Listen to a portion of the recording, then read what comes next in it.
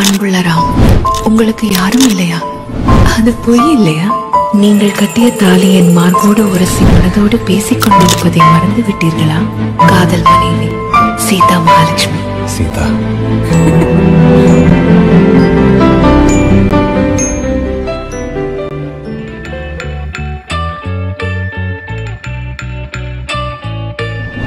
பூக்களே சற்று ஓய்வெடுங்கள். அவள் வந்து விட்டாள், அவள் வந்து விட்டாள்.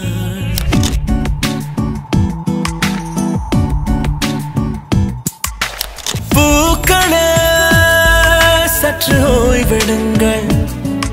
அவள் வந்து விட்டாள், அவள் வந்து விட்டாள். ஹே என்றால் அது அழகு என்றால் அந்த ஐகளின் ஐயவள் தானா?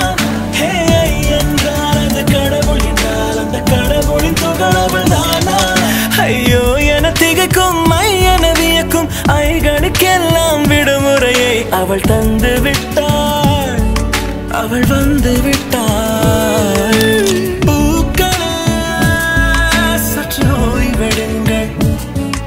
அவள் வந்து விட்டாள், அவள் வந்து விட்டாள்.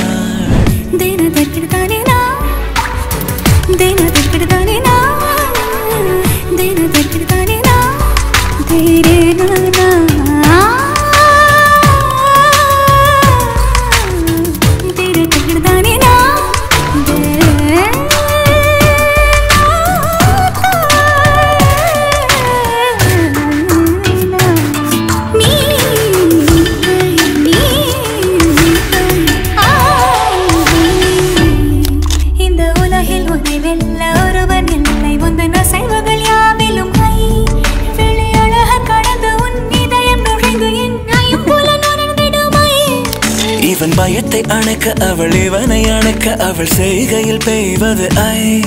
அவள் விழியின் கனிவில் எந்த உலகம் பணியும் சிறு நோய்கள வையமில்லை.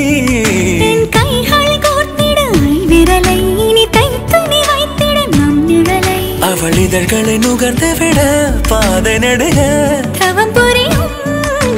பூக்களே சற்று ஓய்வெடுங்கள். அவள் வந்து விட்டாள், அவள் வந்து விட்டாள். ஹே ஐ என்றால் அது அழகு என்றால் அந்த ஐகளின் ஐயவள் தானா? ஹே ஐ என்றால் அது கடவுள் என்றால் அந்த கடவுளின் துகளவள் தானா? ஐயோ என திகைக்கும் ஐயன வியக்கும் ஐகளுக்கெல்லாம் விடுமுறையை அவள் தந்து விட்டாள், அவள் வந்து விட்டாள்.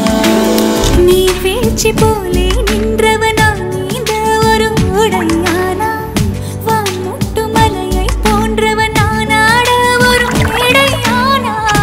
என்னுள்ள என்னை கண்டவள் யாரென்று என காண செய்தாள். கேளாமல் நெஞ்சை கொய்தவள் சிற்பம் செய்து கையில் தந்தாள். யுகம் யுகம் ஆட முகம் இது போதும். புகலிடம் என்று உந்தன் நெஞ்சம் மட்டும் போதும். மறு உயிர் தந்தாள், நிமிர்ந்திட செய்தாள்.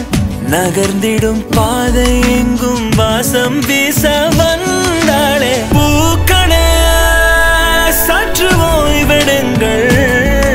அவள் வந்து விட்டாள், அவள் வந்து விட்டாள். ஹே ஐ என்றால் அது அழகு என்றால் அந்த ஐகளின் ஐயவள் தானா?